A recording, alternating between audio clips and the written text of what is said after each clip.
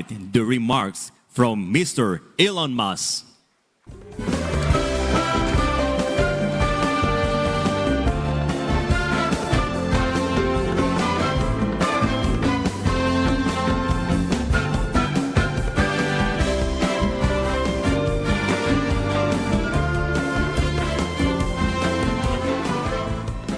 Hello, everyone.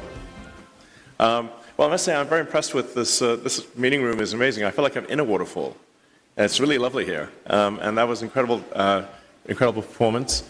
So I must say I'm quite delighted to be here this morning talking to you and to experience this wonderful event and everything that Indonesia has to offer. It's amazing being here in Bali in Indonesia.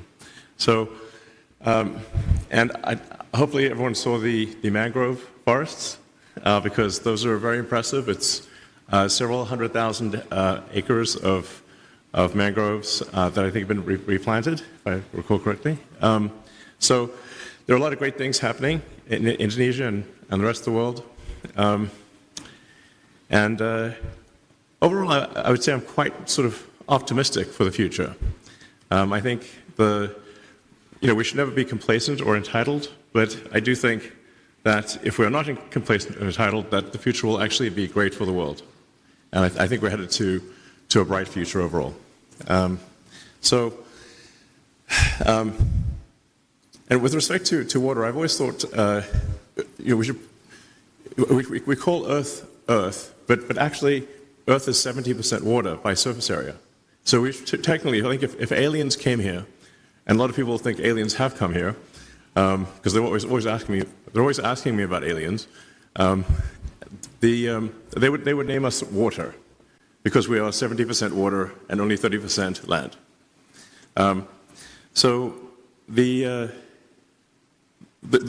What that means is the potential for solving any given water issue is extremely good because there is so much water.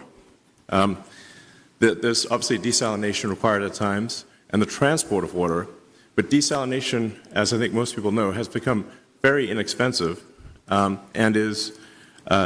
so really the availability of fresh water is simply about energy and transport.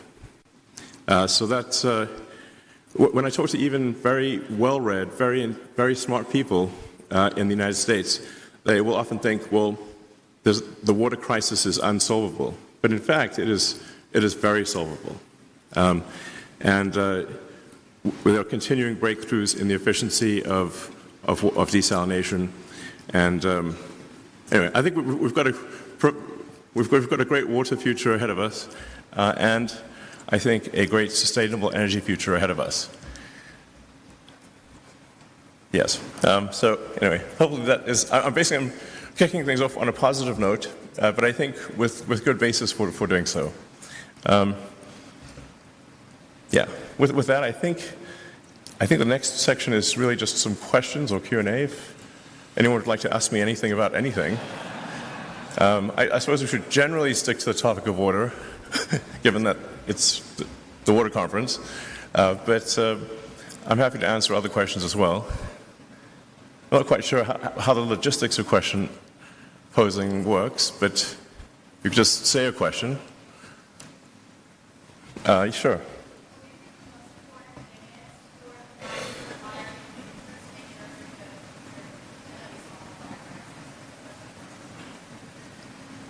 If I heard correctly, what is the most important thing for solving the water crisis? Okay. Well, the exact solution will vary depending upon country and even region within a country. But as I mentioned, because the cost of desalination has dropped so much, if you're just talking about water for individual consumption or water in, say, a hydroponics facility, some kind of, where you're not simply putting it on the ground for crops, but actually have some sort of contained facility that minimizes the amount of evaporation, I think you can basically turn any part of the world green, including the entire world. So it just begs the question of where does the energy come from? And here's where I think solar energy is very much underestimated in terms of its capability.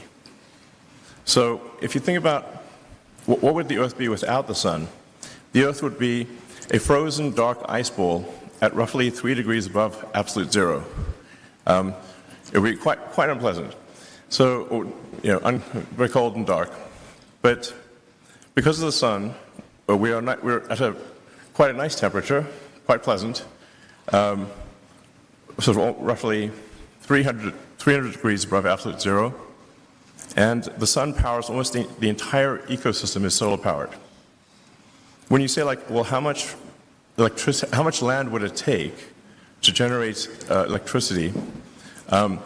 There's a gigawatt per square kilometer of solar radiation that reaches the surface. So for every square kilometer, there's a peak power of roughly a gigawatt, which is comparable to a power station. Now, the sun doesn't shine all the time, obviously. So when you net all of that out and say, well, how much energy per day does 1 square kilometer yield? It's roughly 1 gigawatt hour per square kilometer per day, which is still a lot. So, and if you do the rough math, to power the United States, which is a heavy user of electricity, would take less than a 200 kilometer by 200 kilometer solar array, power the entire United States. And if you drive through the United States, there's plenty of sections of the United States where there is basically no people. Or another way to think of it is a small section of the Sahara could power all of Europe, or the world. Now, I'm not saying you would be so concentrated in the placement of solar power, because it's better to be more distributed. But the sheer magnitude of solar power that is available is often not quite understood. But the math of it is very clear. So I really would strongly recommend sort of a solar plus battery combination, or wind plus solar, can solve all of the world's energy needs by a lot.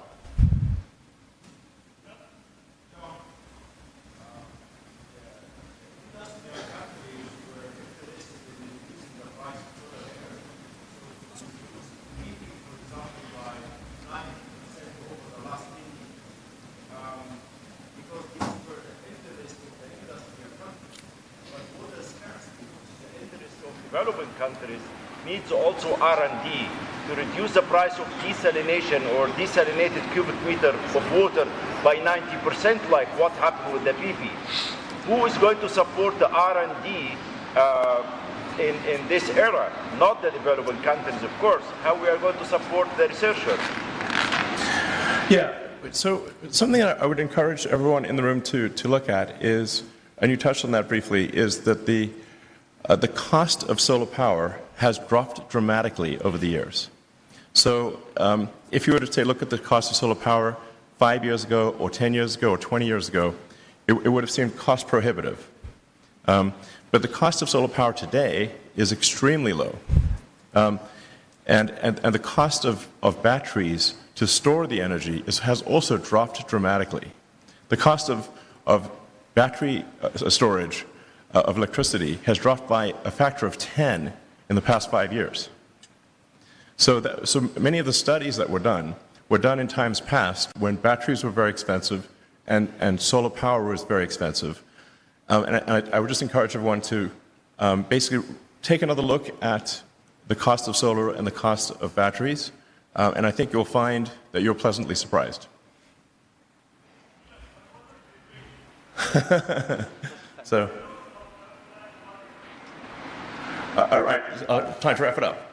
Yes, okay, thank you. Well, it's an honor to be here, and thank you very much for listening to my words, and I hope you have a fantastic conference. Thank you. Thank you, Mr. Elon Musk. Please return to respective seat.